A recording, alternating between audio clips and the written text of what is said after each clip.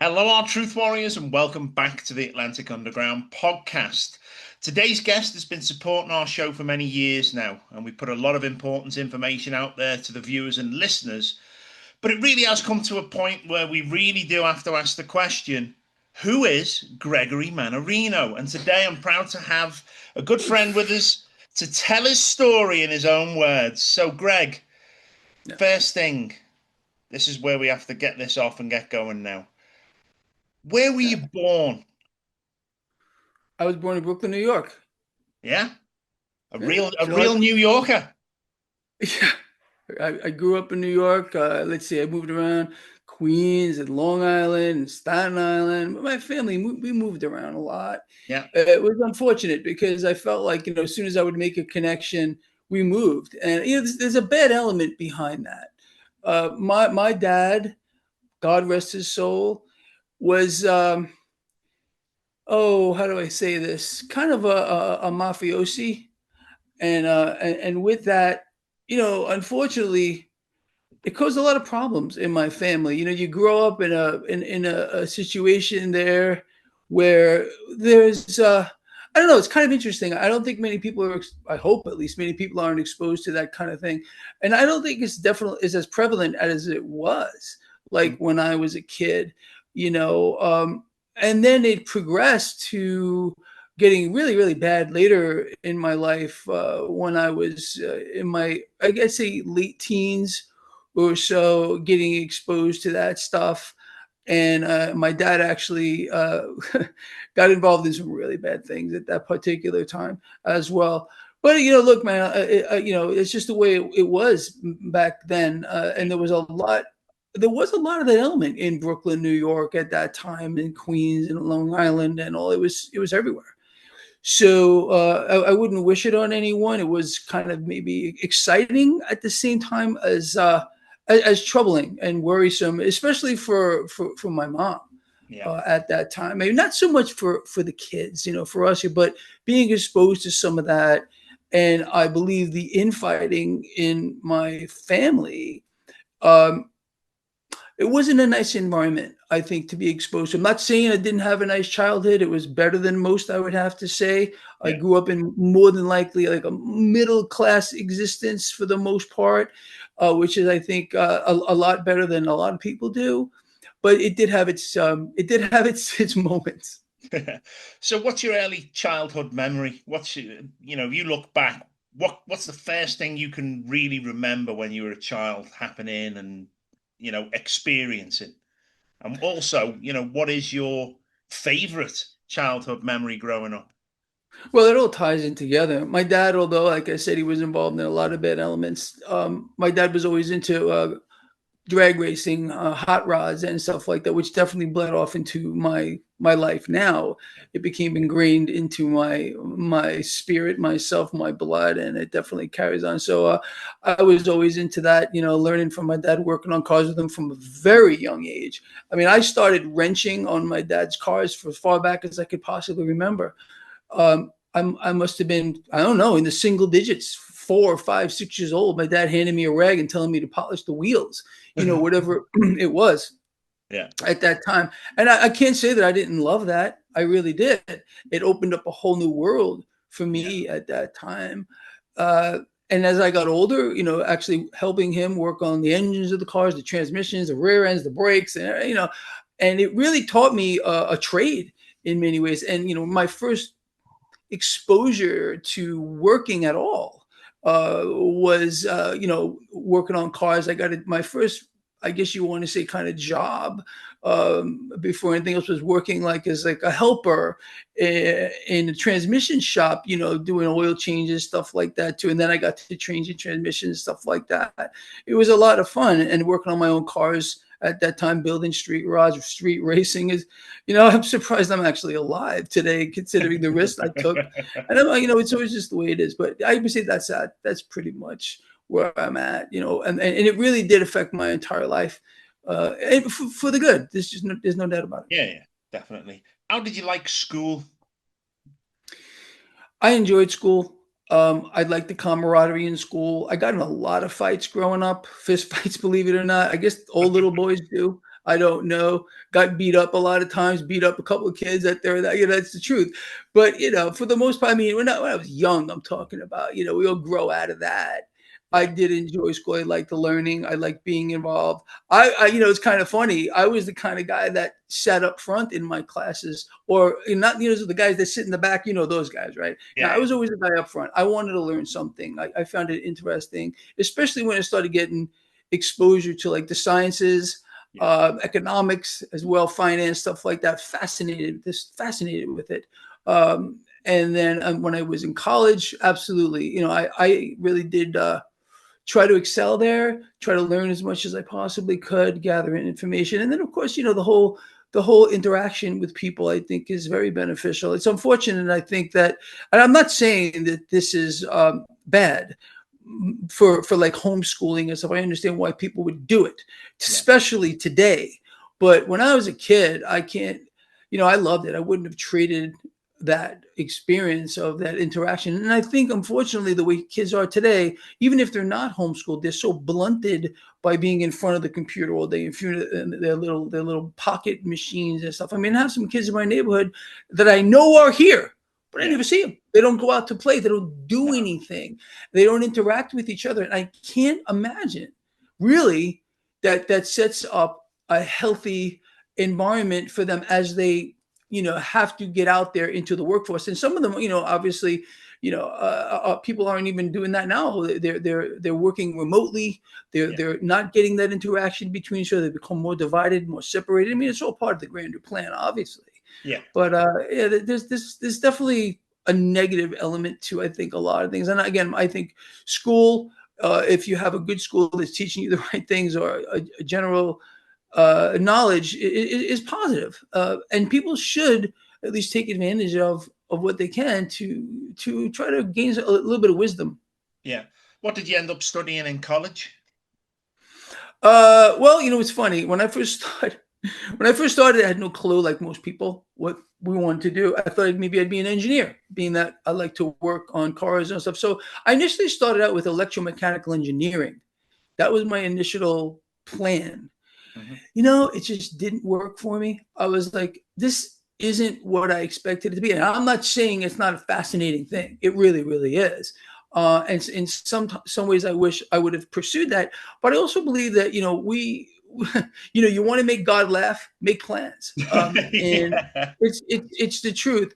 So I got thrust and pushed into studying biology and the chemistry, and that kind of got me into doing PA, and I Yeah. did medicine for 20 years with that. So, and I loved it all. I can't say that I have any regrets. I say that it was massively stressful. Um, that's kind of it. I wouldn't change that either. But again, it's just so important for people to apply themselves, because look, everyone doesn't get a trophy. That's not the way it works. You No. want something, you got to work for it. Period. The end. Otherwise, you're gonna end up doing some meaningless thing. And I understand there are people that need to dig ditches and whatever it might be, but my personal belief is, look, they want to keep us dumb. I think it's pretty obvious. They don't want us to learn anything. Like, they definitely don't want us to interact with each other. So, do the opposite of what they want you to do, and I think we'll be better off. Yeah, absolutely. Did you excel in any kind of subjects throughout school, or any sports that you got involved with? Sports. I guess I started with illegal sports, and that would be street racing. When I was a kid, there's no doubt about it. My dad knew I was doing it. Didn't even have a driver's license. I started. I didn't. My dad had a 1969 Camaro SS which had an LS6 454 in it with a 4-speed 410 Dana rear, and I used to take that out. He knew I was doing it. He didn't care. My parents were like very like hands offish. They really did not provide a lot of guidance moving forward. It was kind of like live and let live. They grew up in the hippie era. So that's how it was for me. And I wish I would have had a little more of that, Yeah. Greg, you should do this, you should do that kind of thing.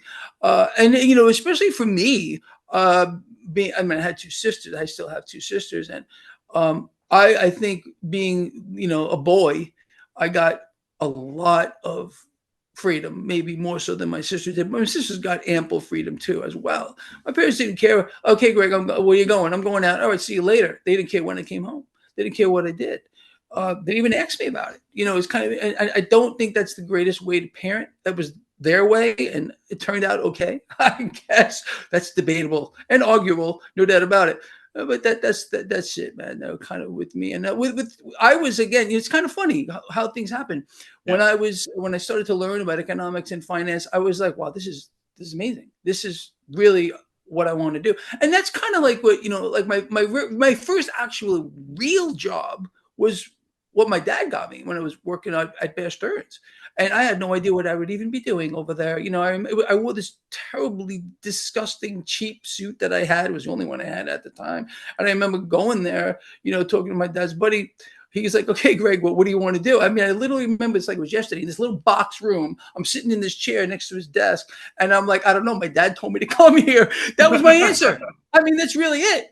And he like kind of chuckled, and we got to talking. But that's how I got exposed to all this stuff here. It was really through that kind of thing. So, I mean, look, in the grand scheme of things, look, we all go through some crazy stuff, and we make a lot of bad choices, a lot of bad decisions growing up, and even as adults, there's no doubt about it.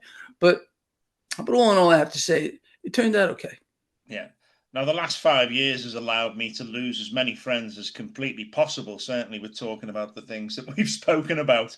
But do you still have any friends from when you were younger that you keep in touch with? Oh yeah, I still do. A lot of them, whether we see eye to eye on things, you know, maybe not. I think one of my oldest friends, Mitch, and he's probably watching this right now. Probably one of the most brilliant friends of mine that I've ever known. He foresaw all of this. I'm not lying, from when we were kids. When Yeah. we were kids, he would talk about this, Greg this, Greg that. I would just let it go one in the ear and out the other. I'm talking about, 13, 14, 15 years old. Yeah. Also an amazing musician. His name is Mitch True. I'm going to give him a little shout out here. He's on YouTube. You can find him anywhere. He's super smart, unbelievably talented musician. It really is the truth. And that's kind of where his path took him. But this is a guy who had a vision from very, very young. And probably of all the people, all my friends in my life, I would say Mitch probably had the greatest influence. That's cool. That's really cool. I mean, when you were a kid, did you know that you wanted to be in finance, or did you have ambitions to do things? I wanted to do all kinds of things when I was a kid, and really, eventually, I ended up settling where, like, exactly like you, working on cars. Yeah. My dream growing up, one of my best friends growing up was a guy named Joey. Joey and I started a little bit of our own business. We used to go to the drag strip racetrack all the time, Englishtown Motorsports Park over there. Unfortunately, the drag strip is not closed, but we made a lot of friends over there, and we got kind of known for our ability to work on cars. Joey and I both had arguably the fastest cars on Staten Island back in that era. My dad's 69 Camaro, I was just telling you about. Joey's brother had a 66 427 Chevelle SS396, but a 427 L88 in there with a 4-speed. And these cars were incredible. And so we got a reputation for knowing what we're doing. So Joey and I started to, as a side gig as kids, working on people's cars for them. So, changing camshafts and replacing cylinder heads and carburetors and tuning and, just, on our yard, in his yard mostly, or in front of my house. And we said that one day we were going to open up our own shop. This is what we wanted. That was my goal at that point. And then, as people got older, Joey kind of went off on his way. I kind of went off on mine. That never happened. No, we tried. Don't get me wrong. We actually looked into renting a garage or something like that, but the costs were too high.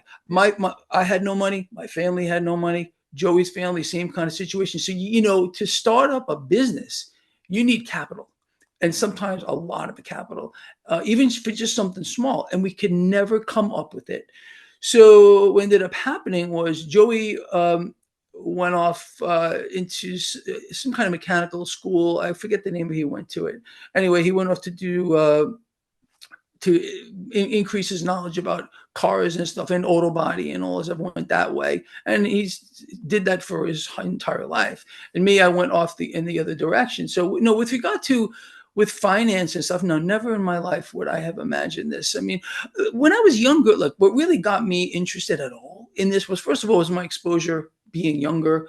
And then what really turned me around, and this is going to sound kind of maybe bad in a way, or I don't know how everyone people look at it, was when I saw the movie Wall Street. I remember sitting in the movie theater. This is like 1985, 6, whatever it was, 7, one of those years. And I'm watching this stuff and I'm going, well, this is kind of cool. This is really, really neat. And I started to take up an interest, and I had just mentioned it to my dad. I was like, oh, I saw this movie, and it's Gordon Gekko character. I thought it was really, really cool. And then my dad was like, well, is that something you want to do with your life? I'm like, Dad, I have no idea. I really didn't, other than the car thing, So that's how my dad introduced me to the guy at Bear. And that's how I got in there. And I had no idea what I'd be doing over there at all. Learned the ins and outs a little bit, I think, and got exposed to a lot of bad elements over there as well. But I got to see the dark side of it, which I think was kind of an awakening for me. But look, that was my initial dream. And like I said, you want to make God laugh, make some plans. Because he has a plan for all of us here. But now I've after doing medicine for 20 years, I had to get out. I became massively overweight. My blood sugar I became pre-diabetic. I became hypertensive, and I was 50 pounds heavier than I am right now. 50 pounds.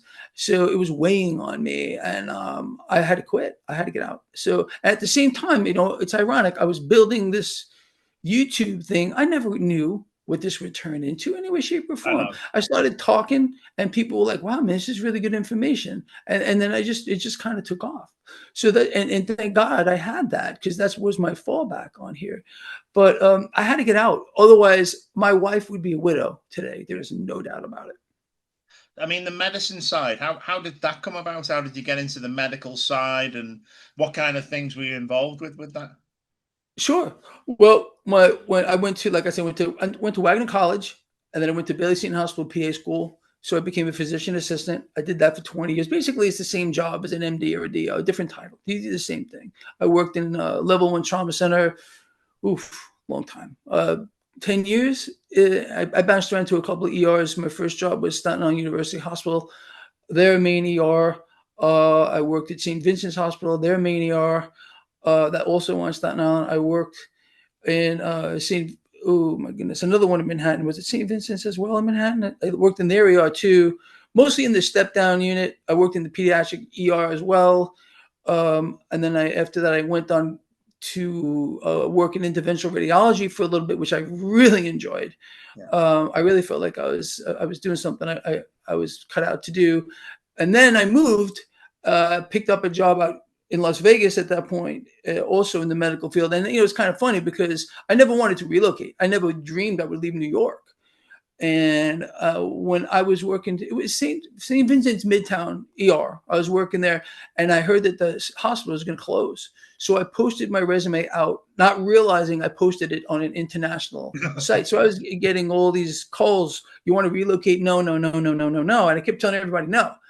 And then I got a call from a headhunter that was in Las Vegas, and the question was, well, do you want to relocate? And I don't know what prompted this, but I said, not really, but where is it? And it was the first time I actually even said that. And then it was like, well, Las Vegas, Nevada. And I went, bing. I love Las Vegas, So, I mean, I even wrote a book on blackjack years ago. I got banned from every casino in Las Vegas. I did. It's the truth. I wrote a book on blackjack. It's still available, I think, maybe. Yeah. Anyway, so I really got into that, and I enjoyed it. I loved Las Vegas for a while. And that ran its course over there. Took care of Edward Hall, the Pearl Harbor guy. That was when he passed away. That was assigned to. He passed away at 99. So, I mean, he lived a nice life with one of the greatest men I've ever known, second father to me, no doubt about it. But when he passed away, that opened up a door to move here to Florida, where I am now. But, I like I said, man, I have to say that my years in medicine, leaving, let's say, the emergency room, feeling a sense of I made a positive difference in this world was very good. Yeah. But again, it's not the patients. You love them. People don't get into medicine for the money. Believe me, okay? It's because you do want to do something right here, and you do. But it's those over you that they're not doctors, they're not nurses, they're not medical people at all. They're all business people, and all they care about is what you, and they dictate what you can and cannot do, or forget what you learned in medical school, PA school, nursing school, whatever it might be. They don't care. It's like, this is what you're allowed to do. These are the medicines you can prescribe. These are the tests you can and cannot order. Are you really kidding me? Is that what this is coming down to? And I had enough. I couldn't handle anymore. And they squeeze you to death. No breaks. I used to work 3 and sometimes 4 12-hour shifts per week. No breaks. You can't take a break. When you're managing patients, there's no way to sign out a patient to, let's say, your coworker, because they're busy too. So you're eating at your desk, you're sucking down cans of soda, you're eating out of the candy machine. You can't get a break. So it takes its toll on your health. It really does. And I think there's a very high burnout rate in medicine. And I'm not saying, again, that is not probably or possibly one of the most rewarding things you could ever do. And obviously, I'm not going to lie, the pay is good. You'll make 6 figures plus and you'll do very well, but you're going to work for it. You're going to work for it.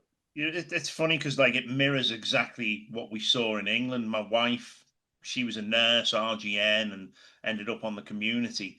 But as you said, there was always too many managers. And what she kind of said in the end is the rules and regulations are actually stopping you giving the best care to the patients that you can actually give. And I think that become very frustrating for her. And in the end, we left England and moved to Canada, and it offered a new opportunity to her, and she got into the natural healing, the wellness, the shamanic energy work, and this was a big game changer for her. And it's funny, as you say, make plans and God will just laugh.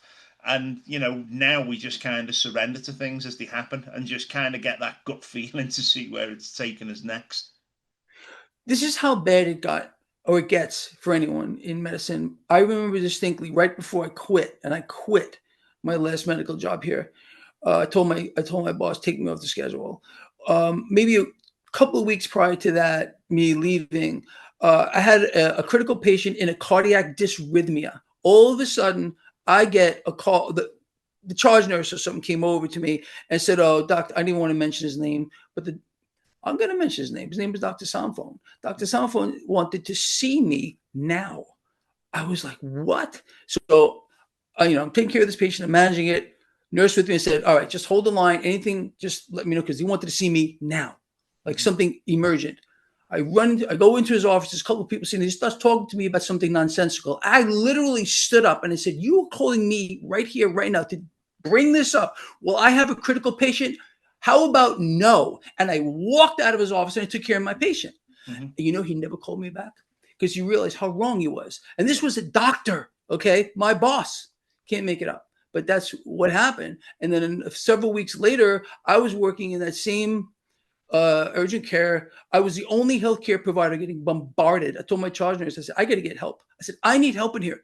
And so I called my boss and he did nothing. She called him and finally we got help in there. And that night I said, get me off the schedule. This is dangerous for the patients. It's dangerous for me. And I don't want to be part of this anymore. And that was it. And I didn't even tell my wife I was leaving. I came home and I said, I quit. And she said, good for you. Good. And that was it. Speaking of wives, how did you and your wife meet originally? We met. I was working at an urgent care. Oh, I think I was just working there part-time at that one. And she was there for one day. She was like a nurse assistant at that time. Didn't think anything of it. Just hello, blah, blah, kind of like that. And that was only one time I worked with her. And then several weeks had gone by. And someone who knew the both of us, I believe it was what was her name? Oh my gosh, I can't remember her name. The woman that was working at the front desk said, hey, listen, do you remember that girl you met? I was like, yeah.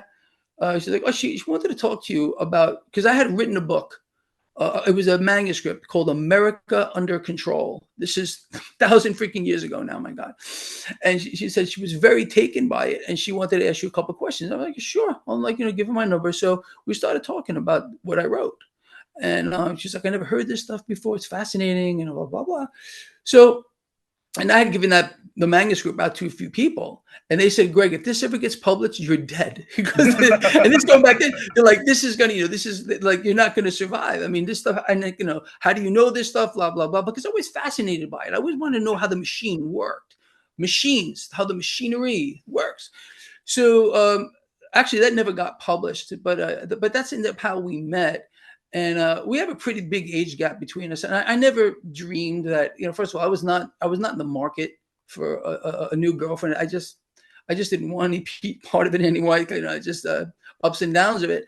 And so we just were friends for a very, very long time because of our age gap, especially at the time. I didn't think we had anything in common, but we did, and it just kind of turned it the way I guess it was supposed to be, because it really has gone the right way. But that's how we met back at that one day at the urging. You never know, how life's going to change you from moment to moment, minute to minute.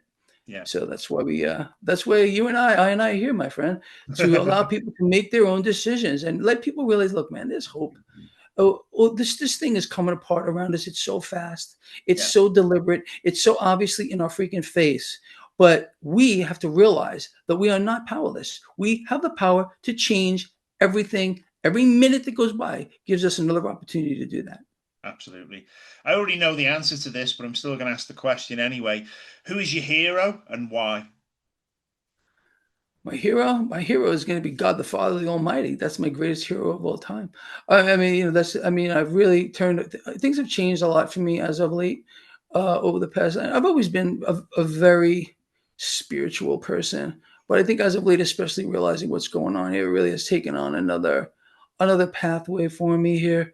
Yeah. But I'll tell you something. You're my hero, bro. You know why? You're my hero as well, because you're out here. You're a voice that's trying to make a positive difference. Anybody out here who's trying to make a positive difference, they're my heroes. All of them are my heroes here. Because right now, I need more than ever in history, we need each other. We are not each other's enemies. We must come together. We have to unify with one voice, because if we don't, we are literally surrendering to the system, and we must resist. We must resist. We have to push back. It's incredible to think that there's just a few families, if you will, that are puppetizing all of us here. There are throngs of us and a fraction of them. And how they manage to control is by just placing certain people in positions of power. Yeah.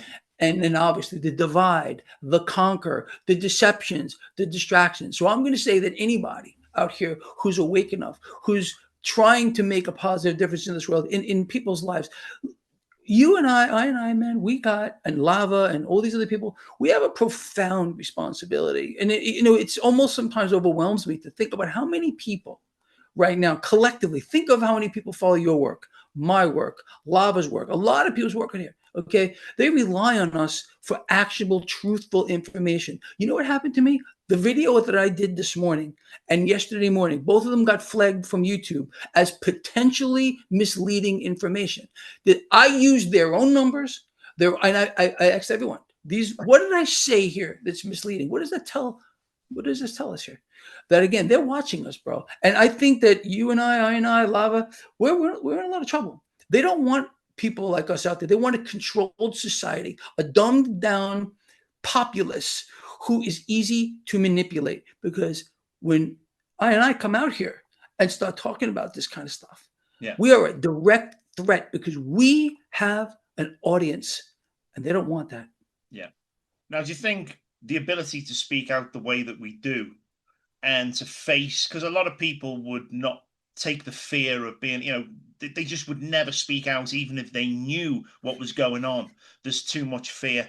But do you think growing up the way that we've grown up and having that streetwise kind of background goes a long way to be able to stand up against the establishment and just speak your own mind?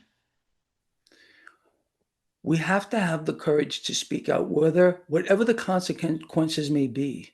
That's really the truth here. I don't care. What are they going to do? They're going to silence me. They're going to what can they do? They can. If I'm not making a positive difference in someone's life, then I don't want to be here. It's really the truth. That's where I get, and I'm sure for yourself as well, and Lava and a lot of the people, to feel that you've gotten through to someone that gives them an understanding outside of this Babylon twisted, poisonous system, Yeah. then we've done something good. And I believe with all I am, my spirit, that the Almighty is watching. He's watching us. And I want to please the Almighty every day, every minute of every day, every second of my life. And if I am not doing that, then I fail. Yeah. So I am not looking to fail. Neither are you. Neither are people like Lava and other ones as well. We are here, and I believe chosen to be here for a reason. I really believe this, but otherwise, how would we have these platforms? Why would we have people, hundreds and hundreds of thousands, that follow us? Because obviously we're connecting with them. And again, what are we doing? We're not sitting here trying to change minds. No, that's not what we're doing. We want people to make up their own. That's all I want. I want people to think. I want people to say, okay, you know what? This makes sense to me. This doesn't make sense to me. And if there's things that don't make sense, research them for yourselves. And look, this is a partnership that we have with the people that follow our work. Yes, we can sketch this all out. And definitely people know the truth when they hear it, no doubt.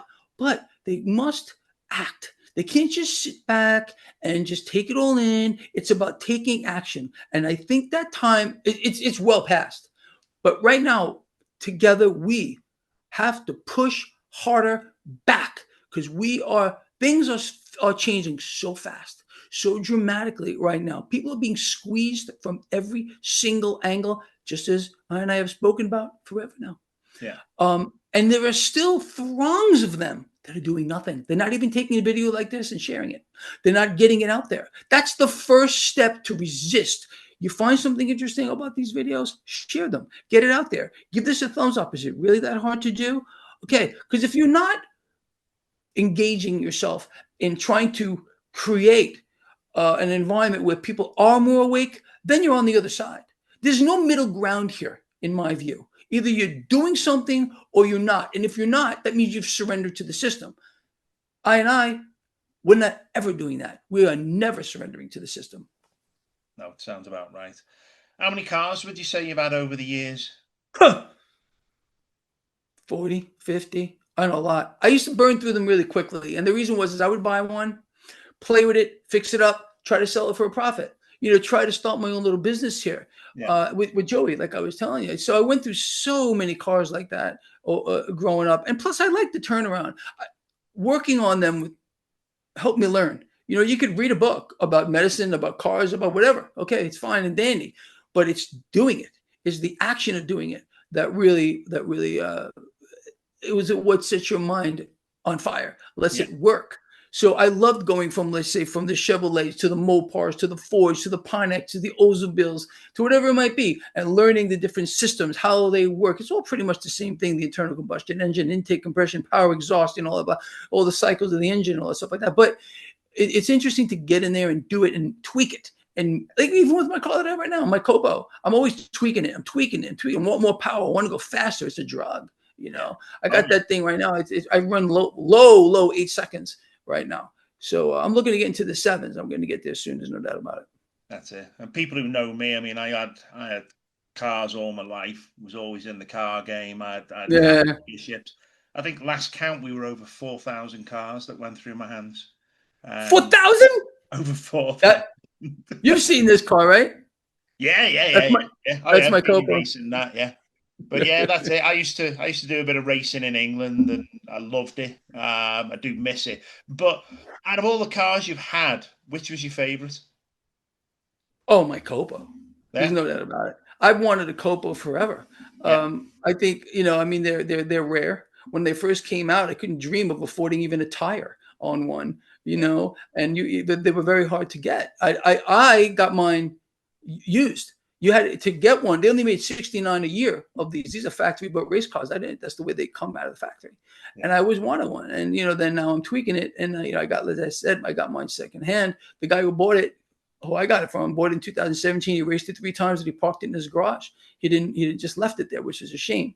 Yeah. These cars aren't meant to be trophies. They're meant to be raced. Most people who own a Copo, they don't race them. And when I bring it to the track, it gets all kinds of attention. Oh my God, I've never seen one of these before. Yeah, because people they lock them up. They're collectors on them, which they probably are, no doubt about that. But they don't use them. What a shame, Over 1,200 horsepower cars, wheelie bars, parachutes. That's how they come from the factory. and Wow. people just stick them away, and they just say, "Okay, I'll see you next year." What a shame, man. No, that's no fun at all. That's no fun at all. So let's talk about music. Can you remember what the first record you ever bought was? Smoke on the water, smoke on the water, fire in the sky. Absolutely, that was the first song I ever learned how to play on the guitar. Do you know what that Um, song's about? but I never really thought about it. I'll tell you the story. They went to the Montreux Rock Festival and the set actually caught fire at the Montreux Rock Festival where they were and burnt down. And the song Smoke on the Water came from that event that they were at where they were playing. What a great song. I mean, that was literally, I mean, I think for most guitar players of my time and your time, probably, that was one of the first songs we learned. Because first of all, Yeah. it's easy. It's just so, it's so tough, you know. It's like, how do you not love that? You know, it's the greatest thing in the world. And yeah, so that was definitely it. And my uncle Patrick, uh, God rest his soul, he was an amazing musician. He's the guy who kind of taught me how to play guitar. It was like, okay, you know, Greg, this is what you do. You know, he was a self-taught musician. He taught me. And my dad played too. My dad played. He knew like 5 chords, probably, you know, and it basically, you know, showed me how to play, and that stuck in me too. You know, so music is definitely part of me. And I got 2 instruments you can see over there. I got 2 Yeah. more over here. I got one under the over here. I got them everywhere. And I really got to start picking them up, man, because as you know, I went away and I haven't picked them up since I got back. But I've been so busy. Yeah. But I play in a band. I play in 2 bands, by the way. I'm the lead guitar player for 2 bands, and unfortunately, we haven't got together for at least, oh my god, almost a month now. But you know, Oh. it's fun when guys get together and we jam. We play like old metal, like 80s kind of stuff. It's pretty cool. Yeah. So what are we looking at there? Fender Stratocaster and a Gibson? That's a Gibson Les Paul custom right there, Yeah. yeah. And that Stratocaster is a knockoff. It's not real, but Right. it plays phenomenally. It's got a scallop neck on it. It looks like a Fender. You couldn't tell. No. It's a direct knockoff. It says Fender on it and everything, custom shop. And I swapped out the lead position pickup because the pickups in it was junk. But I got I says the pickup in there is also a knockoff of a Seymour Duncan Hot Rails, and it for $10, that whole guitar, maybe I got $300 in it, maybe, and it screams. Yeah. And that Les Paul, that's the real deal. That's quite an Yeah. instrument. Nice. Very nice indeed. What's the Yeah. one thing you look back on in your life and think, I shouldn't have done that? One thing, one thing. All right, just the one out of the many.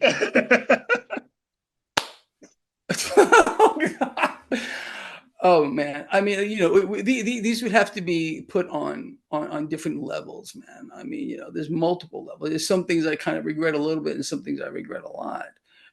And you know, it all comes back to. But I'll tell you something. In the grand scheme of things, we all, when we look back on our lives and say, you know, we should have turned left instead of turning right. If you're in a good spot right now, which I feel like I am, Yeah. then I don't regret anything, because I say to myself, I had to make that wrong turn to bring me to where I am right now. Otherwise, things could have taken on a completely different butterfly effect, in other words, you know. So, yes, I have deep regrets for many, many things. I've hurt many, many people, unfortunately. Some of it deliberately, some not so, most of it not. You know, making bad decisions and whatever it might be growing up. And I've come out and tried to make my peace with that. I've tried to apologize to most people that I've wronged in the past here, because I believe that brings you good vibes, you know.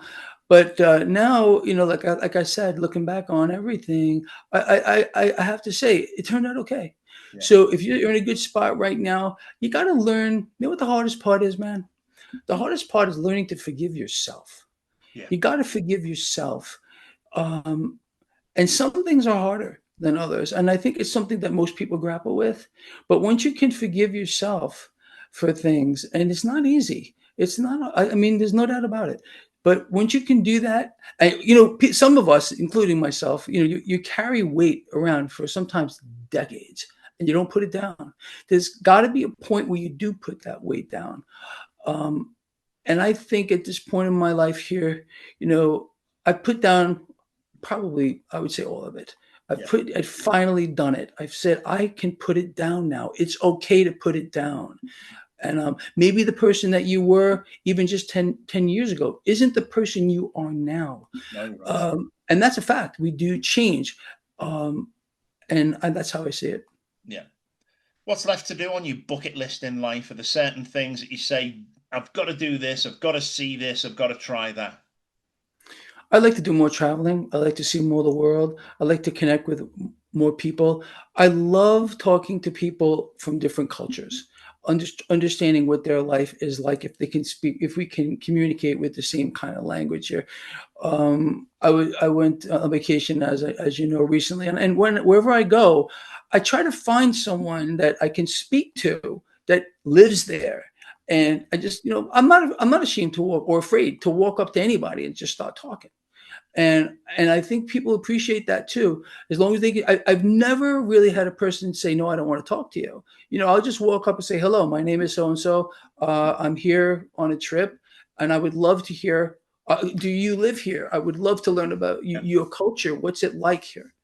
And I think a lot of people are surprised by that, but I've never found not one person that won't isn't willing to engage if you engage them in that manner. Explain them. I am just curious about, you're not trying to sell them anything. Sometimes people think you are, but I Yeah. just want to learn about you. I want to learn about your culture. And it's such a beautiful thing to realize that, we're all connected, man. We all come from the same source. All of us here. We're not each other's enemies. And there are people out there willing to talk to you, that want to open up, that want to talk to you. Maybe, you discuss something that they're curious about too. Hey, well, I'm from here. You're from there. Tell me about what it's like where you are. They've never been here. They've never been to wherever you may are. So it just opens up a whole new world for people. That's what it's all about, man. Making connections with people. And I mean, I think this is also pleasing to God too. What are we supposed to do? Hide behind a mask? And put on some kind of a mask? What are we supposed to do? We're supposed to interact with each other. We're supposed to make a positive difference in each other's lives. Isn't that really what it's all about? What are we going to be remembered for? Okay, for the wealth that we gain? No, you can't take any of it with you. Okay, for the positive things that you do. That's it. Yeah, definitely. I mean, when you're out and about, I know you've just been on holiday and stuff. Do you find that you get people that are kind of looking at you like, I know him from somewhere, and eventually they'll come up and say, "Aren't you the guy?" That's happens to me a lot, but not away on how it's never happened to me in a person that in anywhere I've visited yet. But Yeah, like if I go to the stores and stuff like that, people do it a lot, and I love it. I love it. It's like when I interact with people, like I'll hear my name, and I don't know, where's that coming from? All of a sudden, I'll turn around, I see someone with a big smile on, running up to me, and oh my goodness, I watch you, I know your work, blah blah blah. And I just love that. It makes it tell. What does it tell me? That, you know what? I've made a positive difference in that person's life. They yeah, appreciate it. And it's the most uplifting thing to me. I don't not look for it. I don't want it. But if someone wants to come over to me, and I tell people, if you see me, don't be afraid to come over and say hello. I would love to meet you. I want to talk to you. I want to learn about you. If people come to visit me at the track, I have T-shirts I give them, stickers, stuff like that. that's cool. That really is cool. So, if I said, "Okay, Greg, listen, I'm taking you out for something to eat. You pick your favorite food, and we'll go to that restaurant." What would the restaurant be, and what is your favorite food? That's changed a lot for me. I Yeah, now eat a vegetarian diet. I have been a vegetarian now for a while. So it would have to be some kind of a place where we can find some kind of vegetarian food. I'm not a very picky guy. If you had asked me before I became a vegetarian, I would say probably the Morton Steakhouse or yeah, something like that. So I pretty much try to stick to an ITAL diet, eating naturally as much as I possibly can. No animals. Stuff like that. So just a vegetarian diet, and I'm pretty content eating that way now. It was a transition for me, no doubt about it, but I feel better, and I feel physically better. yeah. Speaking of animals as well, how's the dog doing? I know she wasn't doing too good last week. Vega passed away. She did. Yeah, Vega passed away, and but I was blessed to have her for 16 and a half years. Adopted her at one, my wife and I, and we've had her from a shelter. Yeah. She was this tiniest little thing at 1 year old, maybe 1 or 2. So she could have even been older than we think. But we're gauging she was about 1 when we got her. And we had her for 16 and a half years. So that says something. We did the right thing. Yeah. We provided her with, Vega was her name, with the best environment that we were able to provide. Yeah. But as all things, she got called home. I mean, And right that's a now, good age. That's a really incredible age for a dog. I I know I've never had a dog live that long. Yeah. Before her was Dolly. Dolly passed away at 16, also another very good age. I was definitely blessed that way. Yeah. Yeah, definitely. Now, we mentioned traveling and the fact that you've just been away now and that you want to do more traveling. But where's the best place you've ever been? Wow. The best place I've ever been. I guess in my head. I don't know, man. I love traveling everywhere. I can't say there's one specific place I've ever been. I'm fascinated with everywhere I go, where there's Yeah. something different, whether it's a third. I visited a couple of third world countries, and I love it. I'm like, this is. In fact, sometimes I say it's better than living the way I live here. These people live simply. They're not controlled by the media. Some of them don't even have televisions. They just exist. They grow their own food. They help each other out. They work together. Let me tell you something. If I had a choice to be one place, it would be in a world like that, more than likely, in a Yeah. simplistic area away from the control mechanisms where people work together in harmony for the greater good for themselves, where they immerse themselves, where they start every day and end every day with thanking God first, giving glory to God first, and the rest of it will fall into place. I don't care if you live in a third world nation or if you live in Babylon like we do. If we live by that, we're all going to be better off. I mean, doesn't that make sense to people? It should. Yeah. Now, I'm not sure if you're a big movie buff, but I'm going to say, what's the best movie you've ever seen? What's your favorite movie? My favorite movie. I've been exposed to a very diverse, I think, from my parents to Edward, the gentleman that we used to take care of. We used to watch a lot of the old movies with him. My God, man. Um, my favorite movie. Well, this is really a tough one here. It is a Uh, tough one. it is a tough one. Wow. I would have to say, I wouldn't say this is maybe my favorite, but one thing that pops into my mind would be maybe The Sound of Music. Yeah. The hills are alive. It's just an uplifting kind of a thing. And it's just that's kind of what I like. And I understand, there's probably a lot of other movies people would have chose differently, but that's just what popped into my head right now. And I'd have to say probably there's a lot of movies. I love watching TV. I love watching movies. I love sitting on the couch and just taking in all this stuff like that. But that would be one that I say is it's a good movie. Yeah. Yeah. What would you most want to be remembered for? I want to be remembered for just a guy who tried to make a positive difference in the world. That's all I want to be. I don't care about anything else. I really don't. If I'm making, and if I could make a difference in one person's life, just one, and they're saying, "Wow, you know what? I've learned something. I've benefited from what this guy has said."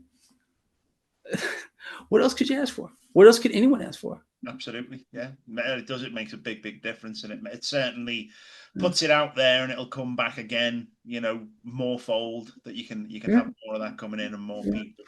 Now, if you had a time machine, though, what would you do with it? A time machine. If I had a time machine, I'd put a stop to a lot of the things that happened in this world. A lot of the terrible, disgusting things that have happened. Believe me, I would, and I would deal with the consequences. In life, you have to be willing to sacrifice yourself for the greater good. Yeah. And I'd be willing to do that. I'm willing to do that now. Guys like us, that we speak the truth here. We're the enemies of the state. We know that. I don't care. Okay, it doesn't bother me at all. So let's just keep on doing what we're doing. Yeah, I would try to change history. I think there have been certain figures in life that I don't want to judge anyone. That's not my job. That I think the world would have been better off without.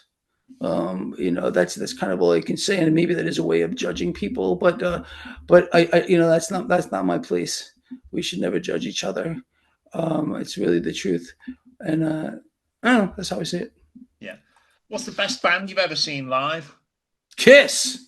How Oh, oh, good was Kiss, that? absolutely. I've been seeing Kiss was my first live concert, probably 19. Oh my God, man! But 1976, 76, probably maybe when I was like 11 or 12 years old, maybe 76, 77. I've been to so many Kiss concerts over the year, I couldn't tell you. Dozens. Yeah, Every time they came around, I was at a Kiss concert. I yeah, just probably the greatest show from a theatrical standpoint. I love them. They were a lot of inspiration behind my guitar playing and stuff like that. I mean, I think that band really had an influence on a lot of people from my time. yeah, You know. But obviously, definitely the greatest live band I've ever seen. I mean, I've seen a lot of concerts. Don't get me wrong. I know, but an overall show, it has to be Kiss. Yeah. yeah, definitely. Now, you've achieved a lot. You're at a point in your life now where you're making a big impact on a lot of other people's lives. But beyond that, do you still have a life goal that you most want to achieve? I just want to keep on, waking people up if I possibly can, or at least try to participate in that, and whatever I might do. I want to help people out. I'm all about that, and not just this, and whatever it might be, Yeah, helping out my neighbors, helping out my friends, helping out people I don't even know. And this is what we got to do. I mean, imagine a world where we woke up and said, "What can I do? What can I do for somebody else?" How yeah, many people wake up every day saying that? You know what? I think I'd like to say that I do that. I like to wake up every day. I know my wife does it. Wake up every day, say, "What can I do today? What can I do today?" And there's so many things that we could do. Donate our time. It doesn't have to be money. Contribute to something in some way that you believe in. Whatever it might be, there are dozens of opportunities for us, because what's going to end up happening here, okay? And this is, look, man, people can take this any way they want to, and frankly, I don't care. But this is the way I look at it. One day, we were all going to stand before I am, before the Almighty, and we're going to be faced with, well, what did you do with yeah, the time I gave you? Okay. Um, no boardrooms to protect you, no security detail. If you people like Jamie Dimon or one of these Babylonian priests, they stand there naked, all of us before him. He's going to ask you, what did you do? yeah, And I want to be able to say, well, this is what I've done, and these are the things that I regret, and what they are. He knows our hearts. He knows us. You can't escape it. yeah, So you live a righteous way, and you'll benefit from it. He takes care of his own. That's the way it works. yeah. Now, as much as you give the information and everything you do for free, and as you say, we get out there every day and we try and make a difference in other people's lives for a positive thing. But unfortunately, in the world we live in, there are Yeah. people that like to take too much and ask too much of people. How do you gauge that for yourself, and where do you draw the lines and the boundaries of what's reasonable to give and what isn't? We all have to pay it forward somehow. We have to pay it forward somehow. If that means, again, like I was saying, if people don't have the cash, then try to find time a little bit, even once a month. I don't know. How about this? How about as you're walking down the street one day, just say hello to someone you don't know. Maybe that hello is going to change their freaking life. You don't know that. We don't know what kind of an impact it's going to. Maybe that person hasn't had someone reach out to them in months, maybe years. Maybe that person is longing for someone just to reach out and acknowledge who they might be. You know how people are? They walk on the same side of the street, or even on opposite sides, they don't even acknowledge each other. One's looking at the ground here, one's looking at the ground here. We're human beings. We're meant to interact with each other. How you doing today? Or anything. How are you? Hello. That's it. Is that really that hard for people to do? Because if it is, then you're really in the wrong place here. Yeah, But that's the most infinitesimal, small things can have monumental yeah, impacts on people. And in this day and age where people are stuck in this Babylon system, where they're forced to deal with hardships and currency devaluation and scarcities and whatever it might be, they can't work enough to support their family. That little reach out, that little hello, maybe, how are you today? Yeah. really can make all the difference that you can, in the world. You see your neighbor working, digging a hole in his or her yard, and you know what? Maybe they need a little help. How hard would it be to go over and say, you know what, can I help you with something? Do you Yeah. need any help? I'm willing to reach out and help you. These little things mean so much. That's it. Really.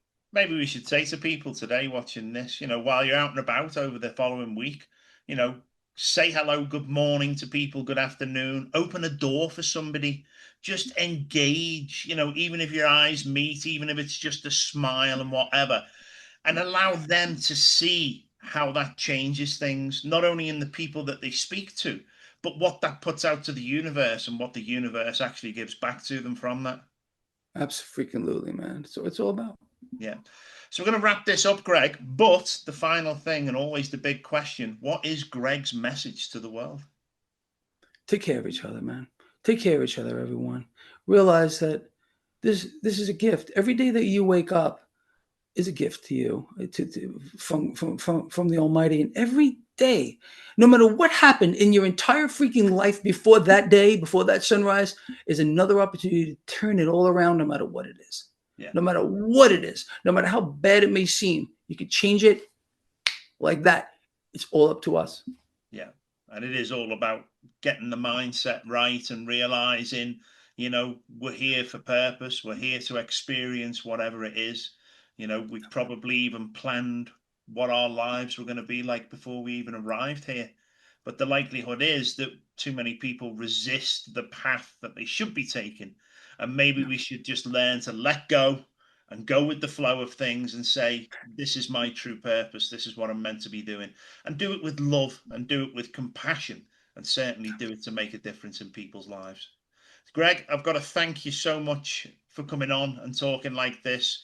Next time we talk, we will talk about financials for people and what's going on in the world. Are you still heading up in July to July the 4th? No. No. There was so little interest in this. I really believed that we could do this. We could reach out between channels and get hundreds of thousands of people there. Yeah. It was incredible how few people wanted to do this. I can't believe it. And maybe I can believe it. People have lost the ability to resist. They feel like they're in a state of learned helplessness, which is a real phenomenon. But we're not helpless. We need to start resisting. Yeah, absolutely.